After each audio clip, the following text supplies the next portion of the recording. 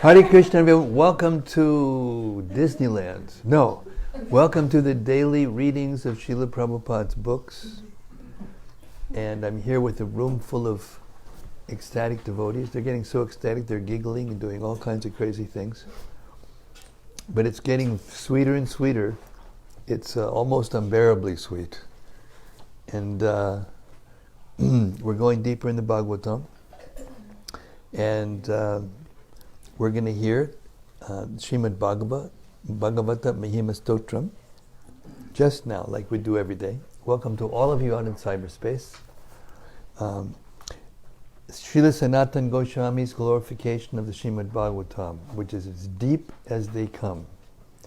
Sarva Shastrabdipi Yusha Sarva Vedaika Satpala Sarva Siddhanta Ratnaja Sarva Lokaika Drikprada. O nectar from the ocean of all scriptures, singular fruit of all the Vedas, rich mine of the precious gems of all conclusive truths, you are the only giver of sight to all the worlds. Sarva Bhagavata Prana Srimad Bhagavata Prabho Kalidwan Doditaditya Shri Krishna Parivartita. O life air of all the Supreme Lord's devotees, O Master Srimad Bhagavatam, you are the sun risen in the darkness of Kali. You are the exact image of Shri Krishna. Paramananda Pataya Prema Varshaksharayate Sarvada Sarvasevyaya Shri Krishnaya Namostume. I bow down to you, who are supremely blissful to read. Your every syllable pours down a flood of prema. You can always be served by everyone. You are Sri Krishna himself. Marika Bando Matsangin Madguro Man Mahadana Man Nistadaga Mad Bhagya Mad Ananda Namostute. My only friend, my constant companion, my spiritual master, my great wealth, my savior, my good fortune, my source of ecstasy, I bow down to you. Asadu sadhu tadayin atini chochatakada hanamunchagada chinmam premnarit kantayospura. O bestower of saintliness to the unsaintly, O exalter of the most fallen, please never leave me. Always appear in my heart and my voice with pure love. Om Namo Bhagavate Vasudevaya. Om Namo Bhagavate Vasudevaya. Om Namo Bhagavate Vasudevaya. So we're in a very interesting section of the Srimad Bhagavatam. Hare Krishna. Nice to see you. This is a conversation between Lord Shiva and his wife Sati. And if you remember, Sati's father is Daksha, and he's the primal progenitor, empowered by Lord Brahma to populate the universe. So he's a little passionate, in case you didn't notice. And mode of passion tends to make a person proud. So he's very proud and very materialistic, although he's exalted at the same time. Daksha means expert. So they did this sacrifice, a big sacrifice. I can't remember the Sanskrit name for it. Anyway, it was a big sacrifice, and all the most important personalities of the universe came. And Lord Shiva came, because Shiva and Brahma, they're the top demigods, and if they're not there, you can't perform a Vedic sacrifice. But because Daksha is actually the father-in-law, so in the Vedic system, the father-in-law is superior to the son-in-law. So he's materialistic, so he can't see Shiva for what he is, the topmost Vaishnava in the universe. So when he came in, only two people didn't stand up. Brahma, which he could bear that because Brahma is his father, basically. And then Shiva, who's his son-in-law. And he's thinking he's my son-in-law and he's not standing up. What's wrong with him? And he also had issues with the way he dressed and the way he conducted himself. And, being a Paka Brahmana, he could relate to Shiva, who used to run around with just ashes on his body and skulls around his neck and all kinds of things. So he started to criticize. And then that created a whole back and forth thing between the followers of Lord Shiva and the followers of, the Brahmanas. And then Shiva, being completely detached and neutral and the most spiritually advanced person, he just left. He didn't say anything, didn't do anything, he just left. So then, when they got back home, Daksha organized another sacrifice, and this time he didn't invite Lord Shiva at all, which is against the Vedic principles. That's what pride does. When we become proud and too lusty, then we forget what the principles are, and we don't follow them, and then we get in trouble. As we will see, as this story unfolds, he gets into big trouble. So now, Sati and Shiva, they don't have a house because Shiva doesn't have a house. He just lives under a tree. And she's a faithful wife, even though she's the wife of a king. She lives underneath the tree to be faithful to her husband, loyal, chaste. So then she sees all these airplanes flying by with her relatives in it, sisters and sisters-in-law, and dressed up, to go to this big social event, this big sacrifice. And she says, I want to go there too. So now they're having a conversation about it. And of course, Lord Shiva, he knows everything. Hare Krishna. How are you? Good to see you. So he now he's advising her. That's where we are in the text. Canto 4, Chapter 3, the discussion between Sati and Shiva. Text 24. Shiva is speaking. She made her case already. Therefore, you should not see your father, although he is the giver of your body, because he and his followers are envious of me. Because of his envy, O most worshipful one, he has insulted me with cruel words, although I am innocent. Purport. For a woman, both the husband and the father are equally worshipable. The husband is the protector of a woman during her youthful life, whereas the father is her protector during her childhood. Thus both are worshipable, but especially the father because he is the giver of the body. Lord Shiva reminded Sati, your father is undoubtedly worshipable, even more than I am, but take care, for although he is the giver of your body, he may also be the taker of your body. Because when you see your father, because of your association with me, he may insult you. An insult from a relative is worse than death, especially when one is well situated.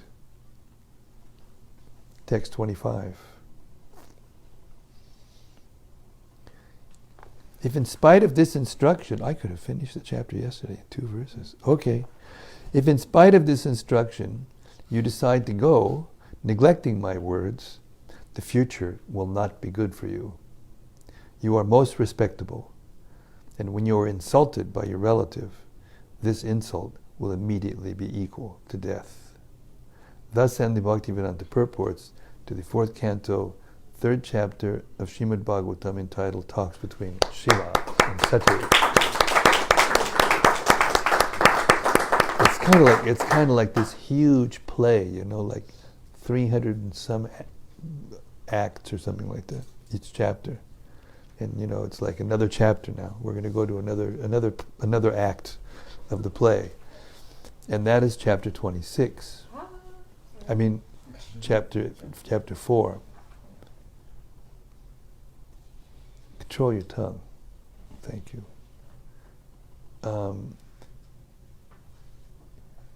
Okay. Whoa. Chapter 4. Sati quits her body. So I guess Lord Shiva knew what he was talking about. Text 1.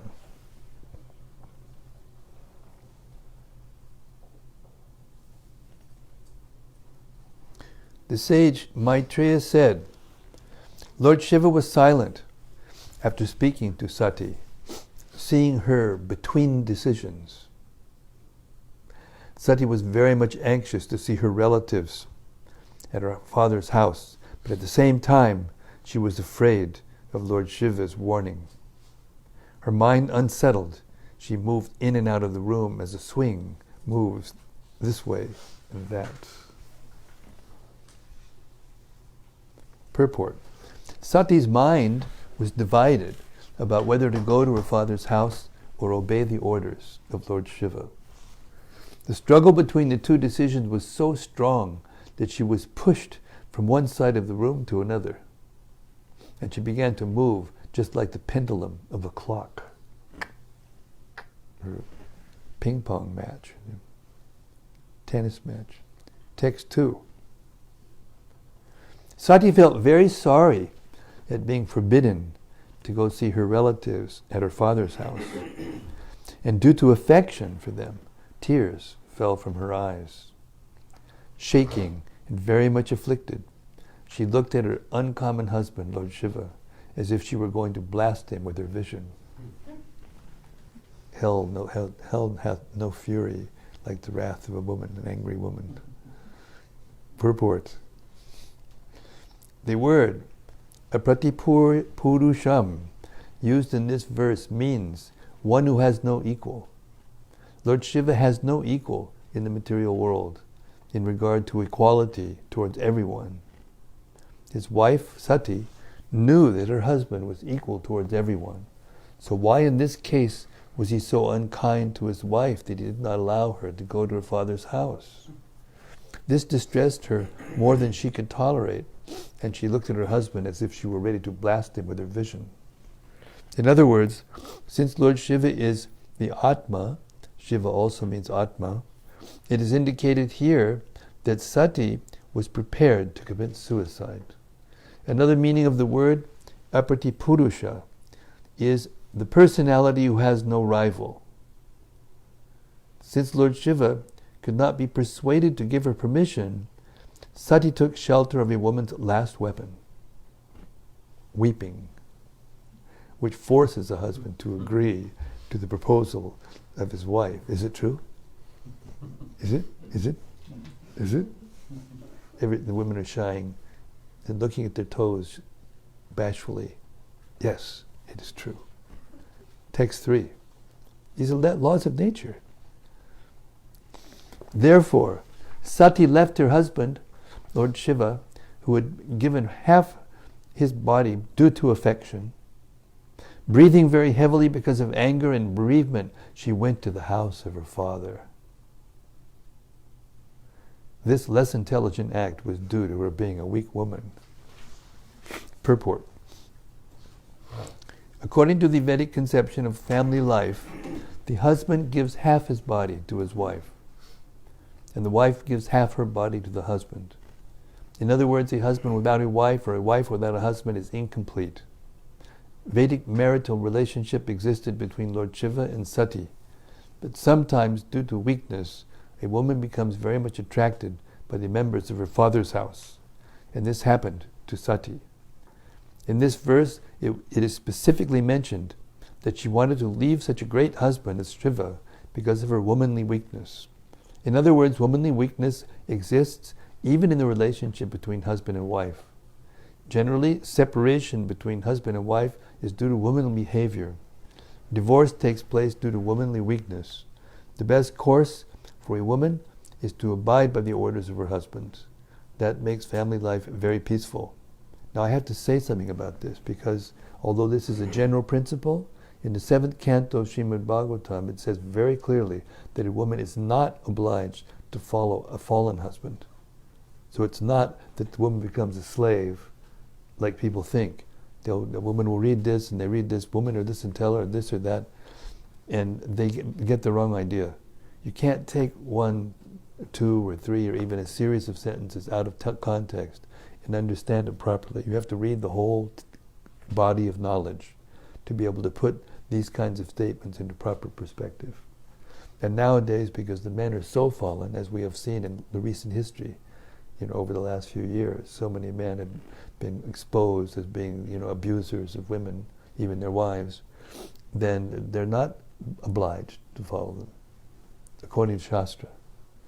Okay. Sometimes there may be misunderstandings between husband and wife, as found even in such an elevated family relationship as that of Sati and Lord Shiva. But a wife should not leave her husband's protection because of such a misunderstanding. If she does so, it is understood to be due to her womanly weakness. Text 4. When they saw Sati leaving alone very rapidly, thousands of Lord Shiva's disciples, headed by Maniman and Mada, quickly followed her with his bull Nandi in front and accompanied by the yakshas. She didn't go alone. Okay, purport. Sati was going very fast so that she might not be checked by her husband, but she was immediately followed by the many thousands of disciples of Lord Shiva, headed by the yakshas, Maniman and Mada. The word gatavyataha, used in this connection, means without fear. Sati did not care that she was going alone. Therefore, she was almost fearless. Now, try to remember who Sati is. Sati is Durga. She's the actual material energy personified. She's in control of the whole show. So this is not an ordinary woman, not an ordinary situation. So she's not fearful. She's fearless because she can change the whole situation in an instant if she wanted to. Okay. The word gata-yataha, used in this connection, means without fear. Sati did not care that she was going alone. Therefore, she was almost fearless. The word anuchara is also significant, for it indicates that Lord Shiva's disciples were always ready to sacrifice anything for Lord Shiva. All of them could understand the desire of Shiva, who did not want Sati to go alone. Anucharat means those who can immediately understand the purpose of their master. I'm waiting for the conch shell of Maya to go by. I refuse to follow it. Is it called the shop at Walmart? It's the conch shell of Maya means it wants you to go away and do nonsense. The train actually, normally this train is carrying oil, crude or otherwise. Don't worry, we're safe. Okay.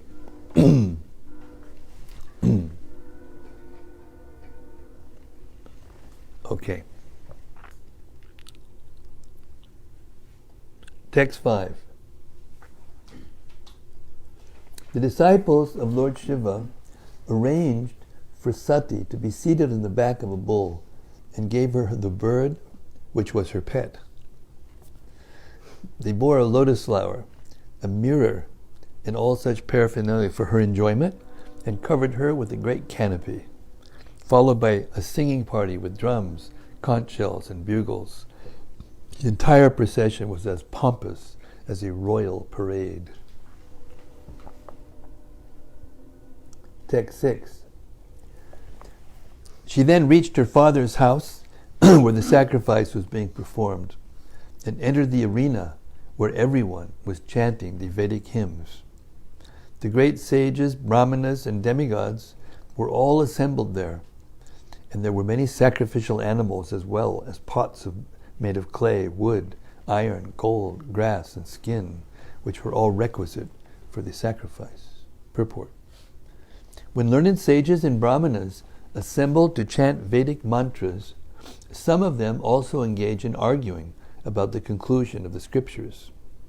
Thus, some of the sages and brahmanas were arguing, and some of them were chanting the Vedic mantras.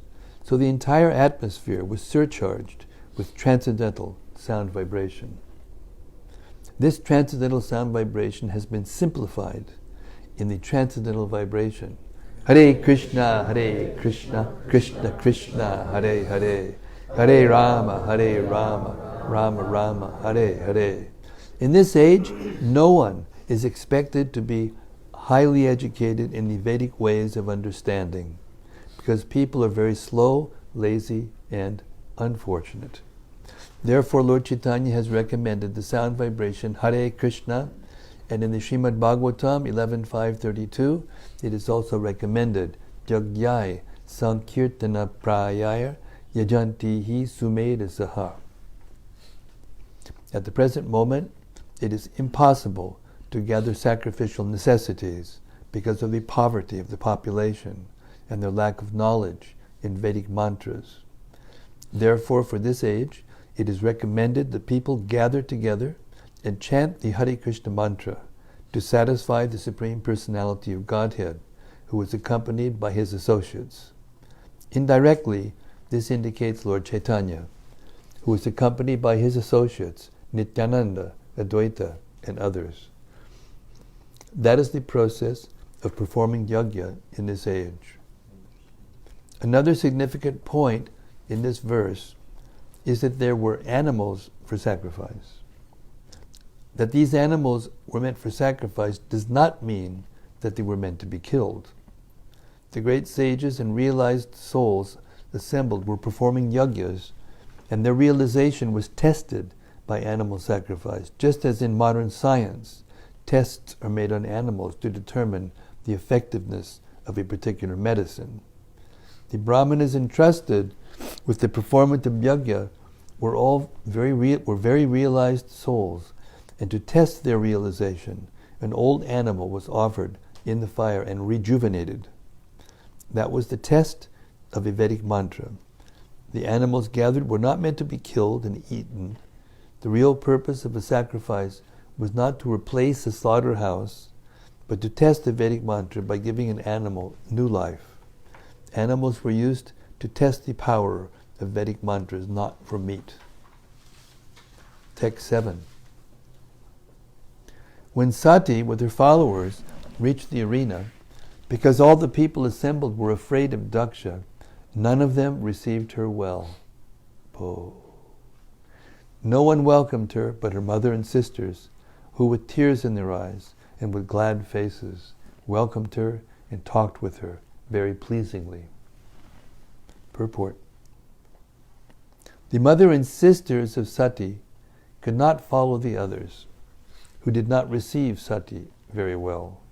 Due to natural affection, they immediately embraced her with tears in their eyes and with loving feelings. This shows that women as a class are very soft-hearted. Their natural affection and love cannot be checked by artificial means.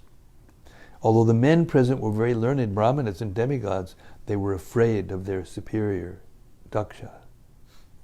And because they knew that their welcoming Sati would displease him, although in their minds they wanted to receive her, they could not do so. Women are naturally soft-hearted, but men are sometimes very hard-hearted. Text 8. Although she was received by your sisters and mother, she did not reply to their words of reception. And although she was offered a seat and presents, she did not accept anything, for her father neither talked with her nor welcomed her by asking about her welfare. Purport. Sati did not accept the greetings offered by her sisters and mother, for she was not at all satisfied by her father's silence. Sati was the youngest child of Daksha and she knew that she was his pet. But now, because of her association with Lord Shiva, Daksha forgot all his affection for his daughter, and this very much aggrieved her.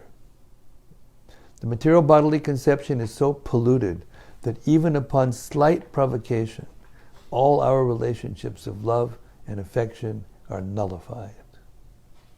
Bodily relationships are so transient that even though one is affectionate towards someone in a bodily relationship, a slight provocation terminates this intimacy.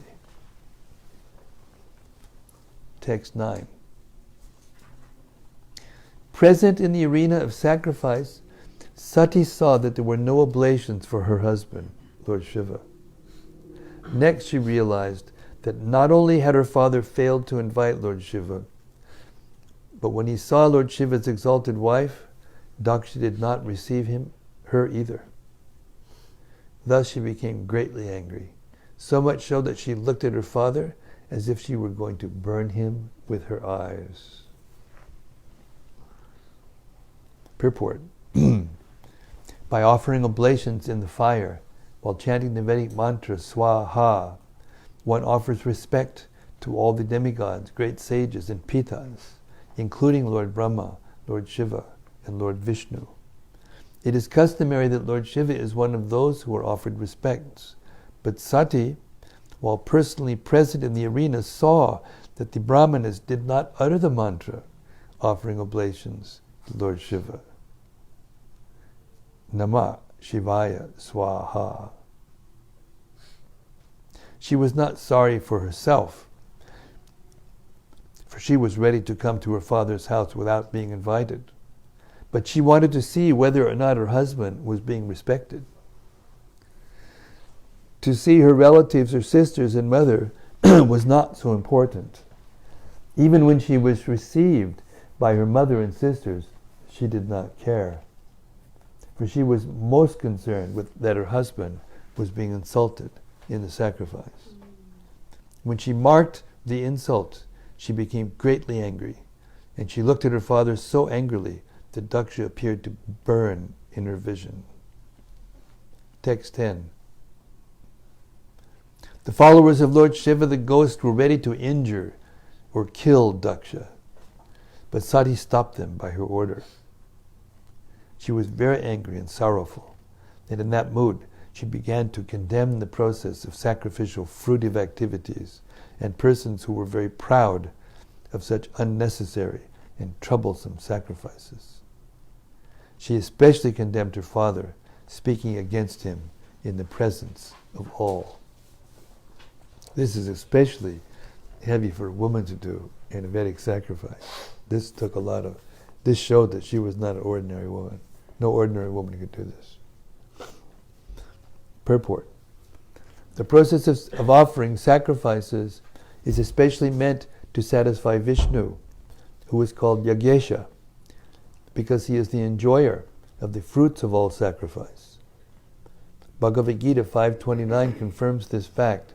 The Lord says, Bhoktaram Yagatapasam. He is the actual beneficiary of all sacrifices. Not knowing this fact, less intelligent men offer sacrifices for some material benefit. To derive personal material benefits for sense gratification is the reason persons like Daksha and his followers perform sacrifice. Such sacrifices are condemned here as a labor of love without actual profit. This is confirmed in Srimad-Bhagavatam. One may prosecute the Vedic injunctions of offering sacrifices and other fruitive activities, but if by such activities one does not develop attraction for Vishnu, they are useless labors. One who has developed love for Vishnu must develop love and respect for Vishnu's devotees. Lord Shiva is considered the foremost personality amongst the Vaishnavas. Vaishnavanam yatak shambhu. Thus, when Sati saw that her father was performing great sacrifices, but had no respect for the greatest devotee, Lord Shiva, she was very angry. This is fitting. When Vishnu or a Vaishnava is insulted, one should be angry. Lord Chaitanya, who always preached nonviolence, meekness, and humility, also became angry when Nityananda was offended by Jagai and Madai, and he wanted to kill them. When Vishnu or a Vaishnava is blasphemed or dishonored, one should be very angry. Narottam Das Thakur says, Krodha Bhakta Dveshi Jane. We have anger, and that anger can be a great quality when directed against a person who is envious of the Supreme Personality of Godhead or his devotee. One should not be tolerant when a person is offensive towards Vishnu or a Vaishnava. The anger of Sati towards her father was not objectionable, for although he was her father, he was trying to insult the greatest Vaishnava. Thus Sati's anger against her father was quite applaudable. Text 10.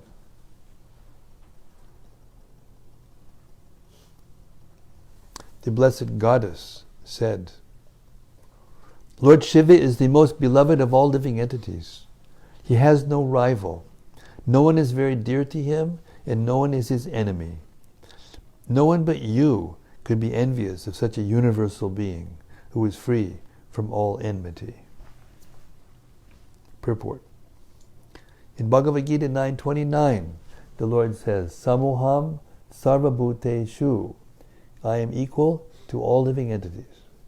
Similarly, Lord Shiva is as a qualitative incarnation of the Supreme Personality of Godhead, so he has almost the same qualities as the Supreme Lord.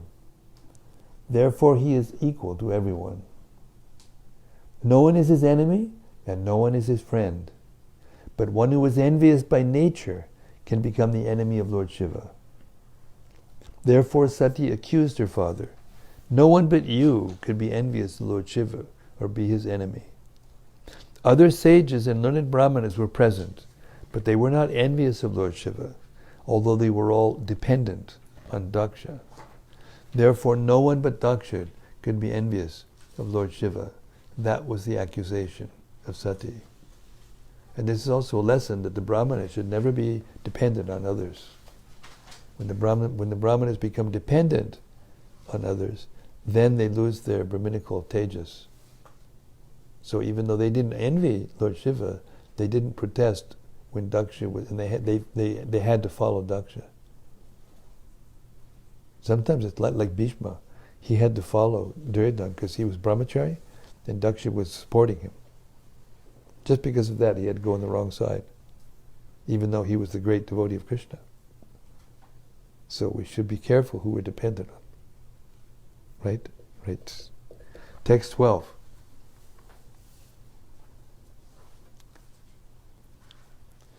Twice-born Daksha, a man like you can simply find fault in the qualities of others.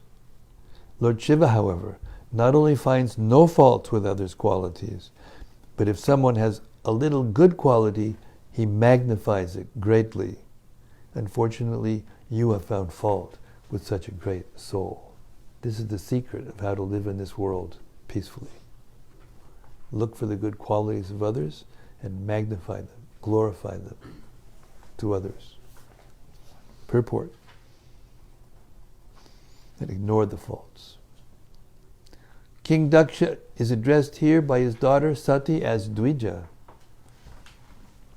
twice born. Twice born refers to the higher classes of men, namely the Brahmanas, Kshatriyas, and Vaishyas.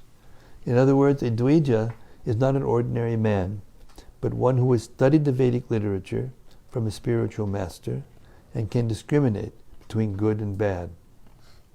Therefore, it is supposed that he understands logic and philosophy. Sati, Daksha's daughter, put before him sound arguments. There are some highly qualified persons who accept only the good qualities of others, just as a bee is always interested in the honey in the flower and does not consider the thorns and colors. Highly qualified persons who are uncommon accept only the good qualities of others, not considering their bad qualities, whereas the common man can judge what are good qualities and what are bad qualities. Among the uncommonly good souls, there are still gradations. And the best good soul is one who accepts an insignificant asset of a person and magnifies that good quality. Lord Shiva is also called Ashutosh, which refers to one who is satisfied very easily and who offers to any person the highest level of benediction. For example, once a devotee of Lord Shiva wanted the benediction that whenever he touched someone on the head, that person's head would at once be separated from his trunk. Lord Shiva agreed. Although the benediction asked was not very commendable because the devotee wanted to kill his enemy, Lord Shiva considered the devotee's good quality in worshipping and satisfying him and granted the benediction. Thus, Lord Shiva accepted his bad qualities as magnificently good qualities. But Sati accused her father, "You are just the opposite. Although Lord Shiva has so many good qualities and no bad qualities at all, you have accepted him as bad and found fault with him. Because of your accepting his good qualities to be bad, instead of your becoming the most exalted soul, you have become the most fallen." A man becomes the greatest soul by accepting the goodness of others' qualities. But by unnecessarily considering others' good qualities to be bad, you will become the lowest of the fallen souls. Text 13. It is not wonderful for persons who have accepted the transient material body as the self to engage always in deriding great souls. Such envy on the part of materialistic persons is very good, because that is the way they fall down. They are diminished by the dust of the feet of great personalities. Purport. Everything depends on the strength of the recipient. For example, due to the scorching sunshine, many vegetables and flowers dry up, and many grow luxuriantly. Thus, it is the recipient that causes growth and dwindling. This is a great lesson. These are great lessons. Prabhupada told us that the term vijnana means application of knowledge. So if we read these books and learn things and then look out at the world and decide what's good and bad in others without looking at ourselves and applying to ourselves these principles, then we're not very advanced. And we can't act like a Vaishnava. In order to act like a Vaishnava, you have to take these principles and look inward into your own hearts and follow them. Practice, even if you're not there yet, practice acting like this. And in that way your heart becomes clean, you get spiritual strength, and you can become yourself a leader of men. Okay. Thus it is the recipient that causes growth and dwindling. Similarly, mahi yasam pada rajo pishekam. The dust of the lotus feet of great personalities offers all good to the recipient, but the same dust can also do harm. Those who are offenders at the lotus feet of a great personality dry up. Their godly qualities diminish. A great soul may forgive offenses, but Krishna does not excuse offenses to the dust of that great soul's feet. Just as one can tolerate the scorching sunshine on one's head, but cannot tolerate the scorching sunshine on one's feet. Have you noticed that? If you're in very hot sun and it's on your feet, you can't stand it. You have to put it somewhere else. An offender glides down more and more. Therefore, he naturally continues to commit offenses at the feet of the great souls. Offenses are generally committed by persons who falsely identify with the impermanent body. King Daksha was deeply engrossed in a misconception because he identified the body with the soul. He offended the lotus feet of Lord Shiva because he thought that his body, being the father of the body of Sati, was superior to Lord Shiva's. Generally, less intelligent men misidentify in that way, and they act in the bodily concept of life. Thus, they are subject to commit more and more offenses at the lotus feet of great souls. One who has such a concept of life is considered to be in the class of animals, like cows and asses. Text 14.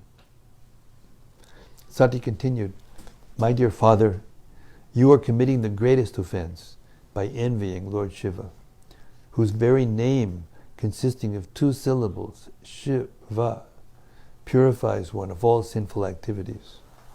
His order is never neglected. Lord Shiva is always pure, and no one but you envies him." Purport. Lord Shiva is the greatest soul among the living entities within this material world. His name, Shiva, is very auspicious for persons who identify the body with the soul. If such persons take shelter of Lord Shiva, gradually they will understand that they are not the material body, but a spirit soul. Shiva means Mangala, or auspicious. Within the body, the soul is auspicious. Aham Brahmasmi. I am Brahman. This realization is auspicious. As long as one does not realize his identity as the soul, whatever he does is inauspicious. Shiva means auspicious, and devotees of Lord Shiva gradually come to the platform of spiritual identification. But that is not all. Auspicious life begins from the point of spiritual identification, but there are still more duties. One has to understand one's relationship with the Supreme Soul. If one is actually a devotee of Lord Shiva, he comes to the platform of spiritual realization. But if he is not intelligent enough, then he stops at that point, only realizing that he is spirit soul, Aham Brahmasmi. If he is intelligent enough, however, he should continue to act in the way of Lord Shiva. Hare Krishna Nitya, Hare Bol. Nitya is leaving. Hare Bol, Hare Bol, Hare Krishna, bye. If he is intelligent enough, however, he should continue to act in the way of Lord Shiva. For Lord Shiva is always absorbed in the thought of Vasudeva. As previously explained, Sattvam Vishuddham Vasudeva Shabditam. Lord Shiva is always in meditation on the lotus feet of Vasudeva, Lord Sri Krishna. Thus, the auspicious position of Lord Shiva is realized if one takes to the worship of Vishnu. Because Lord Shiva says in the Shiva Purana that the topmost worship is worship of Lord Vishnu. Lord Shiva is worshipped because he is the greatest devotee of Lord Vishnu. One should not, however, make the mistake of considering Lord Shiva and Lord Vishnu to be on the same level. That is also an atheistic idea. It is also enjoined in the Vaishnaviya Purana that Vishnu, or Narayana, is the exalted Supreme Personality of Godhead, and no one should be compared to him as equal. Even Lord Shiva or Lord Brahma, not to speak of other demigods. Text 15.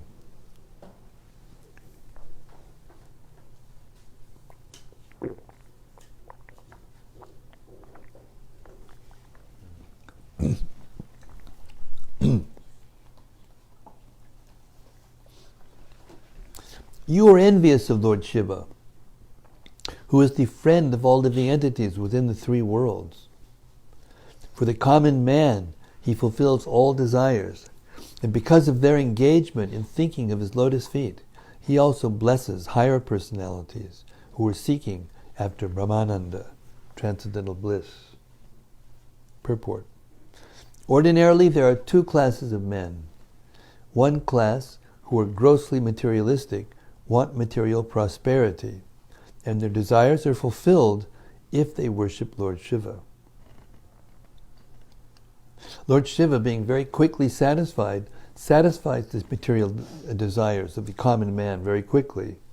Therefore, it is seen that ordinary men are very much apt to worship him. Next, those who are disgusted or frustrated with the materialistic way of life worship Lord Shiva to attain salvation, which entails freedom from material identification. One who understands that he is not the material body, but is spirit soul, is liberated from ignorance. Lord Shiva also offers that facility. People generally practice religion for economic development, to get some money. For by getting money, they can satisfy their senses. But when they are frustrated, they want spiritual Brahmananda, or merging into the Supreme. These four principles of material life, religion, economic development, sense gratification, and liberation, exist. And Lord Shiva is the friend of both the ordinary man and the man who is elevated in spiritual knowledge. Thus it was not good for Daksha to create enmity towards him. Even Vaishnavas, who are above both the ordinary and the elevated men in this world, also worship Lord Shiva as the greatest Vaishnava. Thus he is the friend of everyone, the common men, the elevated men, and the devotees of the Lord. So no one should disrespect or create enmity towards Lord Shiva. Text 16. Sometimes devotees make this mistake. They think, it's an offense to consider Lord Shiva to be equal to Lord Vishnu, and therefore they disregard Lord Shiva, or they, become averse to him in some way. But it's not like that. We should worship him as the best Vaishnava of Vishnu.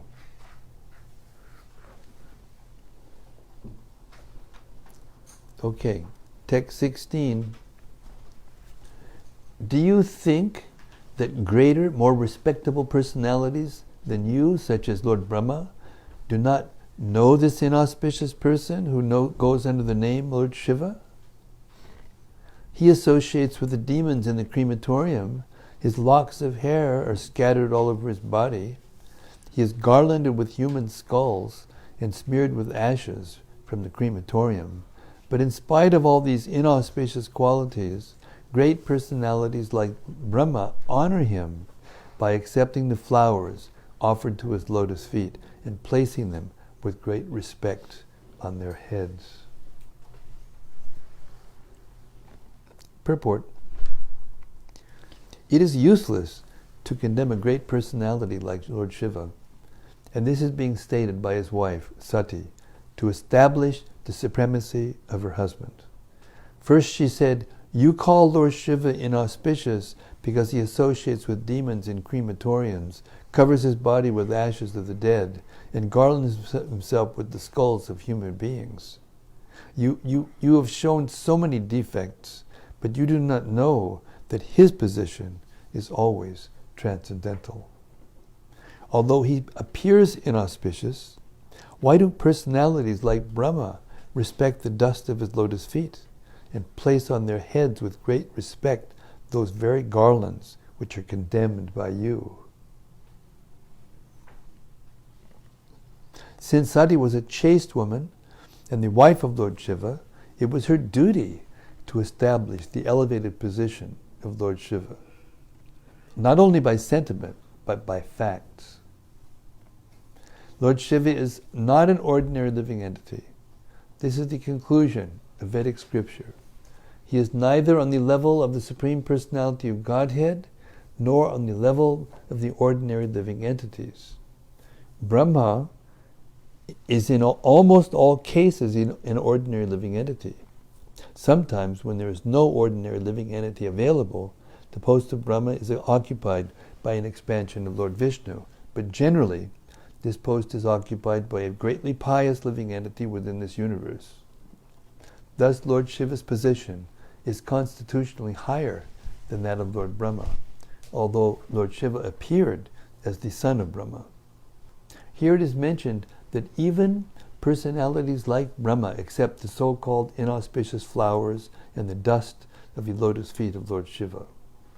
Great sages like Mirichi, Atri, Bhrigu, and the others among the 9 great sages who are descendants of Brahma also respect Lord Shiva in such a way because they all know that Lord Shiva is not an ordinary living entity. In many Puranas, it is sometimes asserted that a demigod is elevated to such a high position that he is almost on an equal level with the Supreme Personality of Godhead. But the conclusion that Lord Vishnu is the Supreme Personality of Godhead is confirmed in every scripture. Lord Shiva is described in the Brahma Samhita to be like yogurt. Yogurt is not different from milk. Since milk is transformed into yogurt, in one sense, yogurt is also milk. Similarly, Lord Shiva is in one sense the Supreme Personality of Godhead, but in another sense he is not, just as yogurt is milk, although we have to distinguish between the two. These descriptions are in the Vedic literature. Whenever we find that a demigod occupies a position apparently more elevated than that of the Supreme Personality of Godhead, it is just to draw the devotee's attention to that particular demigod. It is also stated in the Bhagavad Gita 9.25 that if one wants to worship a particular demigod, the Supreme Personality of Godhead, who is sitting in everyone's heart, gives one greater and greater attachment for that demigod so that one may be elevated to the demigod's abode. Yanti Deva Vrita Devan. By worshipping demigods, one can elevate himself to the abodes of the demigods. Similarly, by worshipping the Supreme Personality of Godhead, one can be elevated to the spiritual kingdom.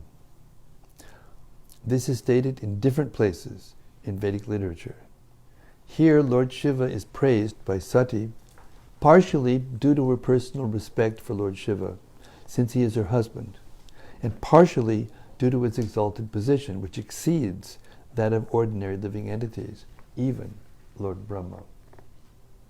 The position of Lord Shiva is accepted by Lord Brahma, so Daksha, Sati's father, should also recognize him.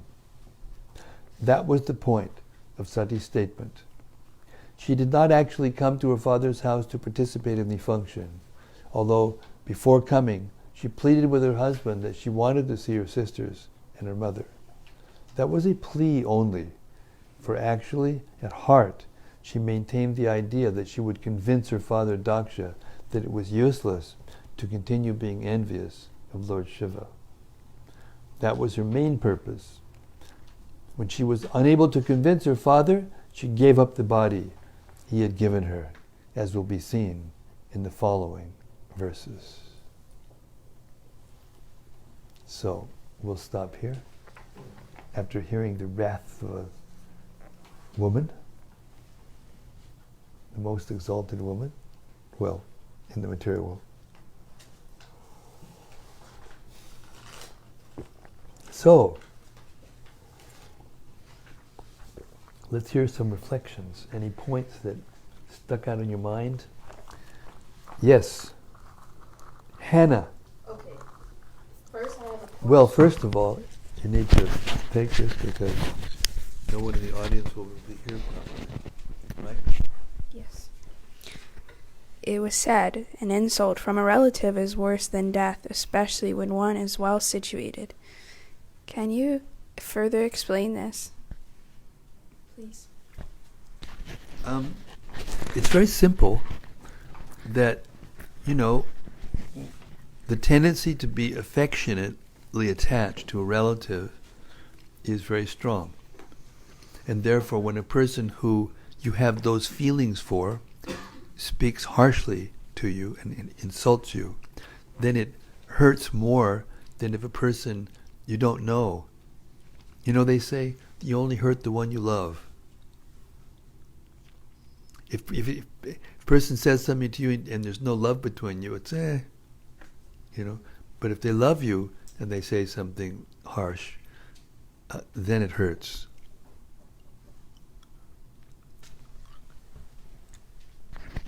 Sorry, I'm a hog. Okay, here's a question. Usually when people end their lives, they become a ghost. What's the difference between modern day suicide and Sati quitting her body?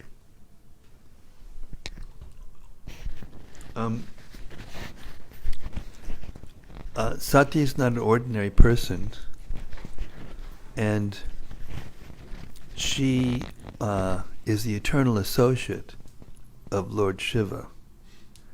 So very soon she took birth as Parvati, and then was induced by the demigods to go and worship Shiva, and she was reunited with Shiva. That's the difference. But when a person commits suicide, ordinary person commits suicide out of for whatever reason, then they get body of a ghost. They don't, because they've rejected their body. The laws of nature thinks this person doesn't want a material body, so I won't give it to him.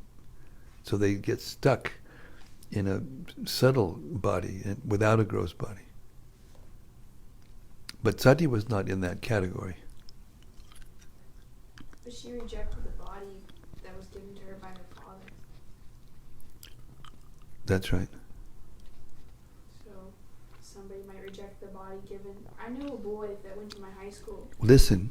Listen. You're not hearing. Sorry. She's not an ordinary living being. You can't compare her to an ordinary person who commits suicide, even if it's for the same reason. Okay. If a person is extremely powerful, you can't criticize that person. You know, she's not criticizable in any way, shape, or form. She's the material energy personified. She knows exactly what she's doing. And therefore, what ends up happening, because you judge a thing by the result, you know, she ends up getting reunited to Shiva. You know, she's in the same position. She didn't get a body of a ghost or anything.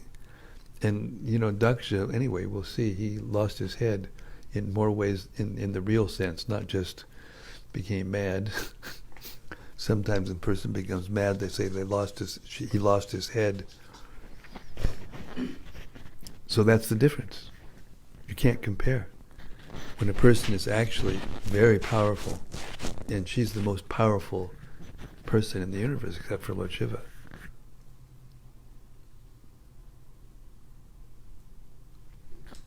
Did you have a question?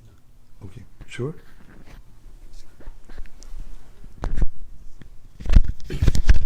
I just comment, Maharaj, in this regard. So, is it also because Sati, Lord Siva was offended and not respected? That's why also, that was the prominent reason she gave up her body. Is that so? Yes. Because I mean, it was very clear. Prabhupada made extremely clear in the purports that if you offend an exalted person of that nature, then you're finished. You know. So Sati, she's not an ordinary person. Even her anger is not ordinary. She's trying to help her father and everybody that was there who heard the blasphemy and did not object. Because if you hear a blasphemy of a pure Vaishnava and do not object, then you are in deep trouble. So she's trying to help all those people who were there. It wasn't just for that reason. It was for many reasons, and mainly it was for that reason.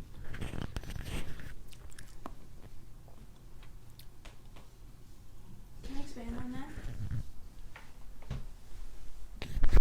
I wrote this. Because the devotees of the Lord are representatives of the Lord, and a woman can worship the Lord through her husband, Sati. That's really why she was offended, because he was such an exalted devotee. And I also wrote that quote earlier that said the best course for a woman is to abide by the orders of her husband. She's following a devotee. Does that make sense? Yeah. The principle is true for everybody except for a fallen person. So, the daughter should also be submissive to the father. But because he was fallen, she was not offensive by, pointing it out in public.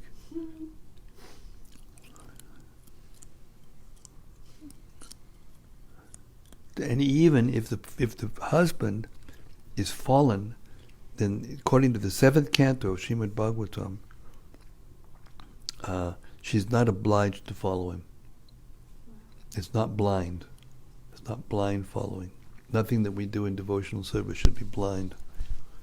But it doesn't mean just because a person does some abominable thing momentarily or something like that, but if that person has to actually be fallen. Atheistic means degraded, means not following the principles, means abusing the wife for sense gratification. These kinds of things. They're not to be followed. In that sense, you can justify this whole Me Too movement that's been going on now from women coming out, being abused by these powerful men who are taking advantage of their position and just, wreaking havoc with the morals of human society. And even divorce could be justified in that sense. Well, they don't divorce. They don't have to follow. They leave the person, but they don't go to another man. Yeah. Generally. Yeah. Generally, there are exceptions, but that's not generally the principle.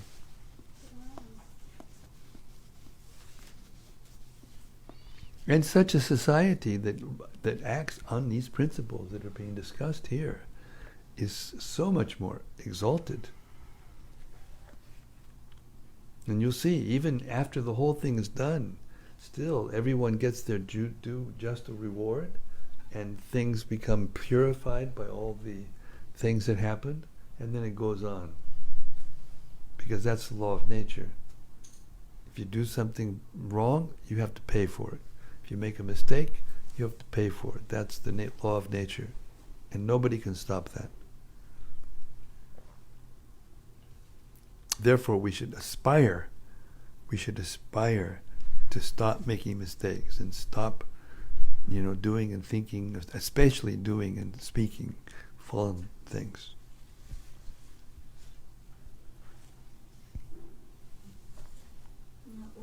Yes, Kalpataru, please speak to us.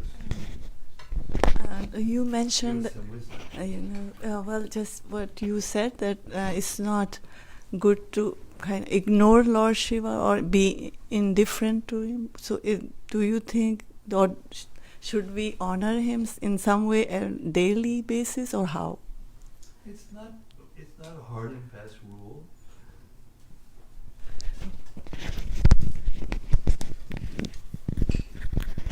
It's not a hard and fast rule. We shouldn't neglect. If you neglect someone, it's worse than if you ignore someone, it's worse. It's a bigger insult than to say something. Sometimes, especially if the person's proud. Avachavajam chabahun vidishanti tavahitaha nindantas tavasamartyam tato dukadaram kutim tato dukadaram dukim. This is Krishna speaking to Arjuna. He's appealing to his Kshatriya pride. He says, don't you know that if you leave the battlefield, avachavadams chabahun, people will speak ill of you. And for one who has been, been honored, dishonor, that's very bad. Worse than death. So yeah, if a person neglects or speaks ill of you behind your back and those things, it's very, very painful. And so we shouldn't neglect Lord Shiva, But we don't have to worship him as Krishna, that's the point. We don't have to worship him as the absolute truth, because that would be false. To worship Lord Shiva as the absolute truth, neglecting Lord Vishnu. Because if you worship him as the absolute truth,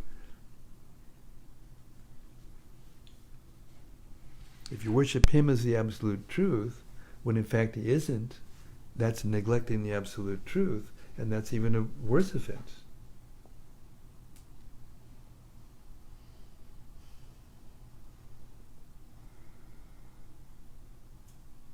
So we by worshipping, honor Lord Shiva and all of the living beings, and all your obligations are fulfilled to your forefathers, to your relatives, to your husband and wife, to your children, to the society, the demigods, to the great sages.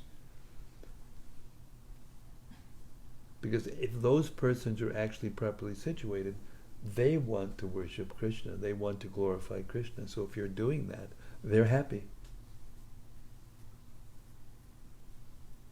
And if they're not happy, then they don't deserve to be worshipped anyway.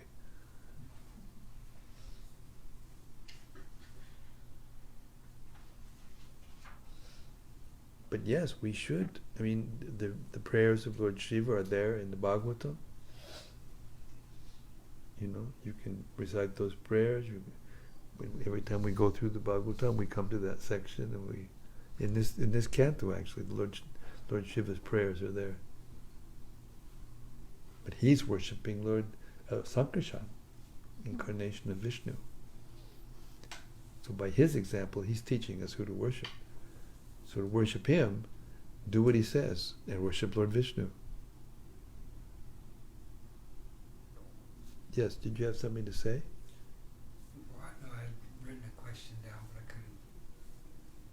My phone's messed up right now. I see. You wrote something in your phone and the phone won't work. Yes, Shaitadweep.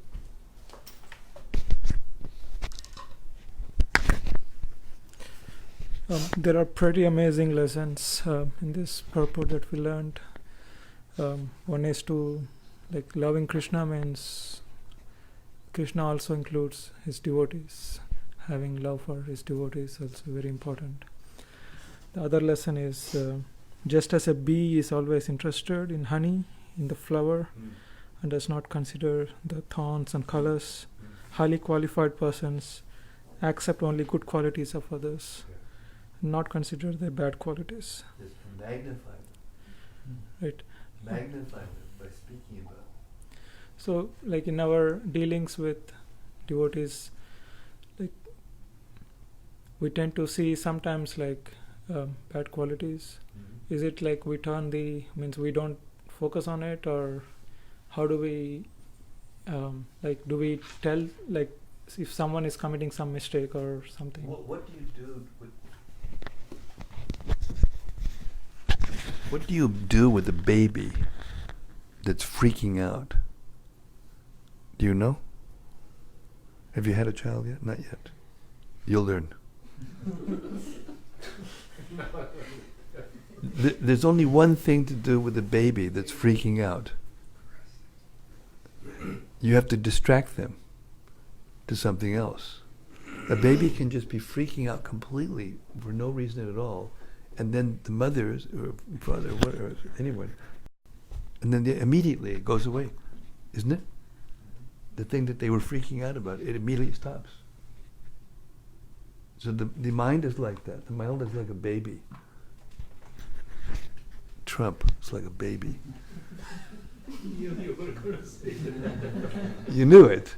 Anyway, he's not easily distracted because he's not a baby. He's like, but a baby who's innocent is easily distracted.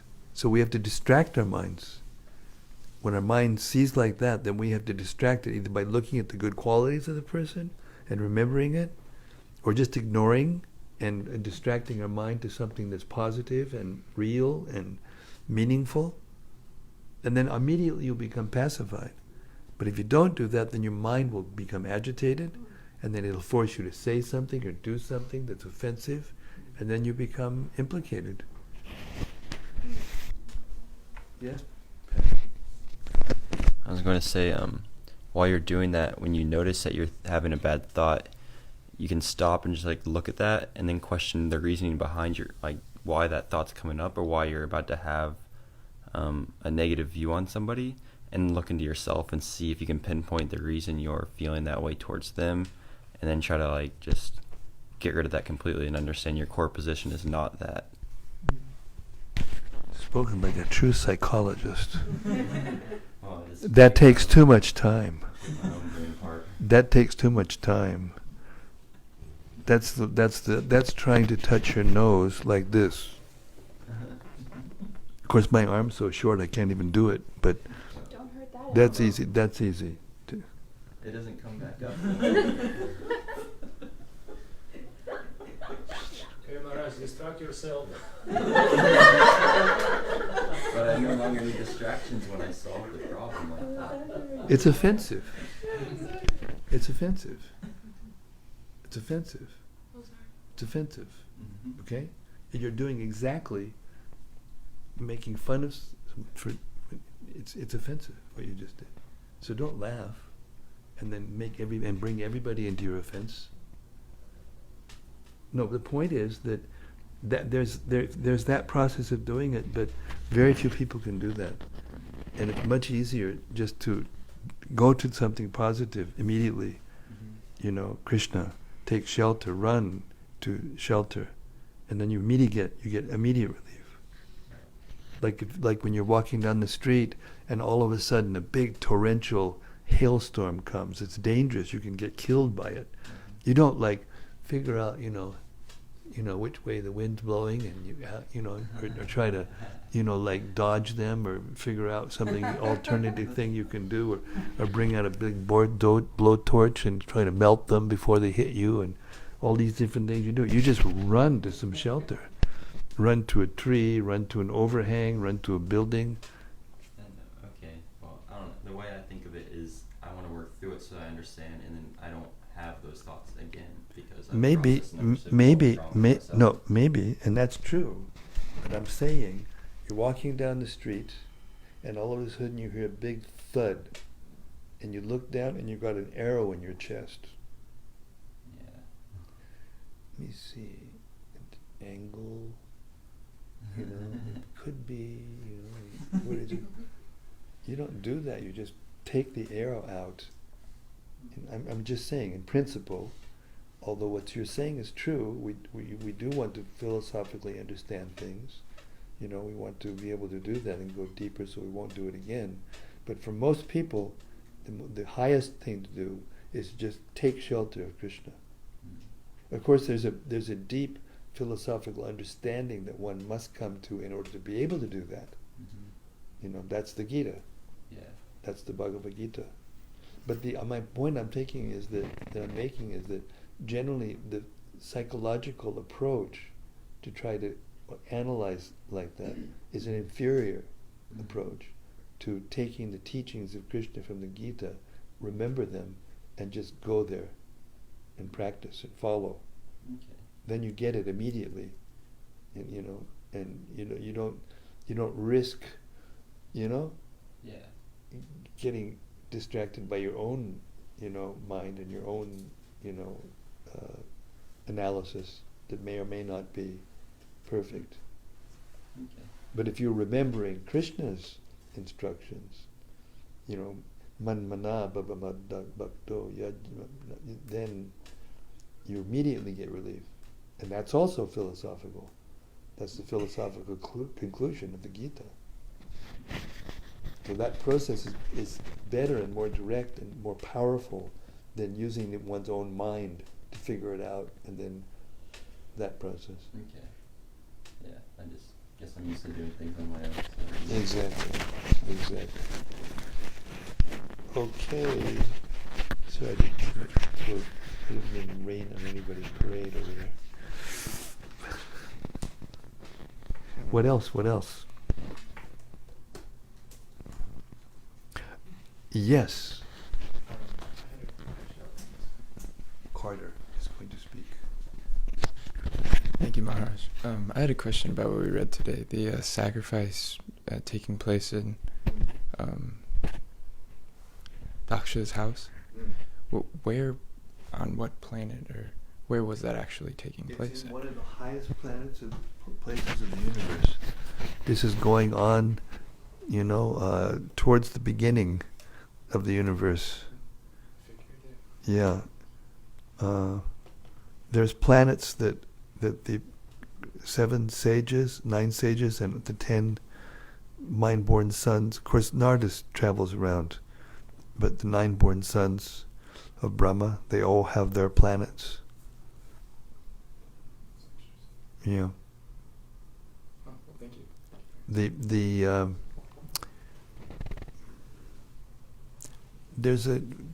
You can see the pole star. They navigate. Ships navigate in the ocean by the pole star.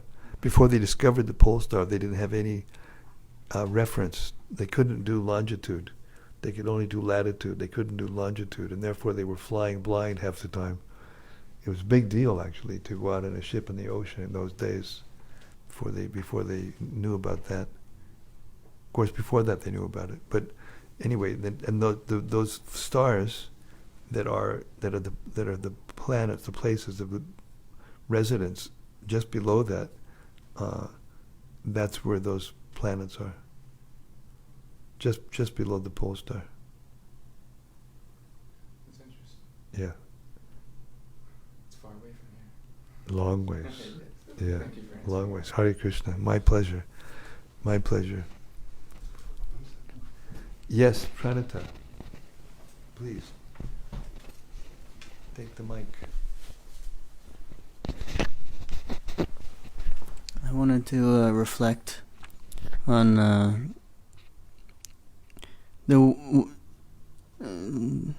Sati's mood, how it appeared when she was speaking with Lord Shiva and left, and then what was revealed when she was there. I'm wondering if you could comment on that. Well, I think you're heading in the right direction. You shouldn't want to elaborate on it yourself.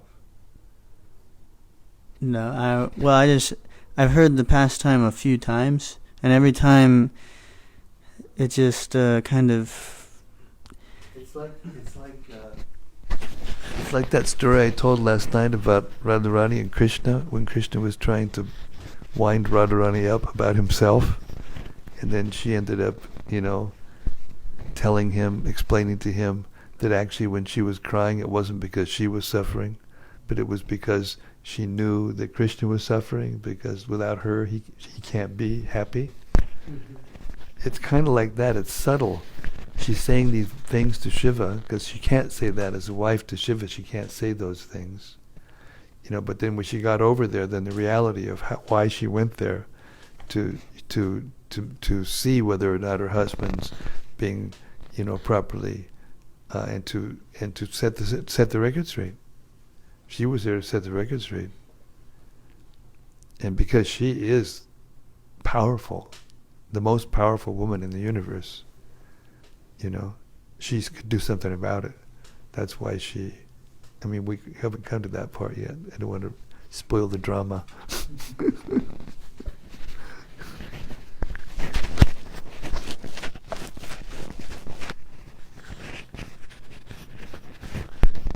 Yes, Lily. This is kind of a weird question, but you mentioned earlier that when Sati gave up her body, she was reborn as Parvati and returned back to Shiva. And I was wondering if there were any other souls like that, where they kind of return back to each other in our material universe. Yes, but not in the same way, for the same reason. There are persons who become very, very attached to one another and come back in the next life together, or they become such enemies.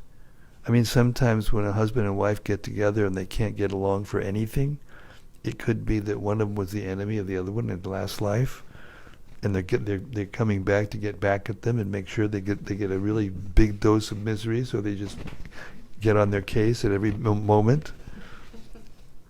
So that's the law of karma, is working like that, but you can't make a law out of it in the sense that you can understand in the details of each person's. It's too complicated. We can't. From here, from this position, it's too complicated. Imagine all the actions and reactions that have been going on since we've been here in this material world. It's impossible to sort out. But it's possible, that people get so attached to each other. I read the other day where there was this couple and they actually left their body while they were holding hands with each other. So attached to each other. So, there's a very good chance that they're going to come back again. A husband and wife. Maybe the one will be the woman and the other will be the man, and they'll get to have the other experience.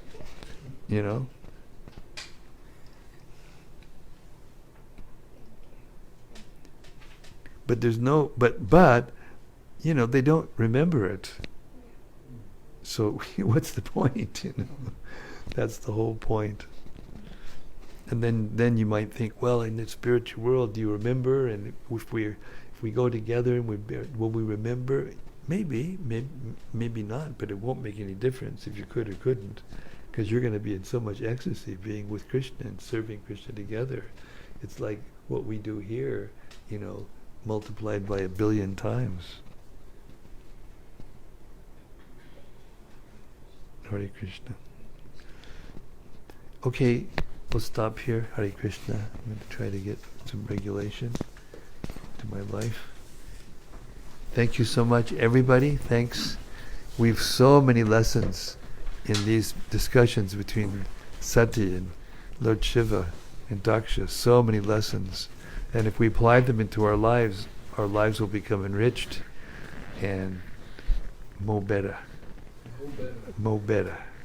Hare Krishna. Srimad-Bhagavatam ki jai. Lord Shiva ki jai. Sati ki jai. Gaur Premanandi. Hare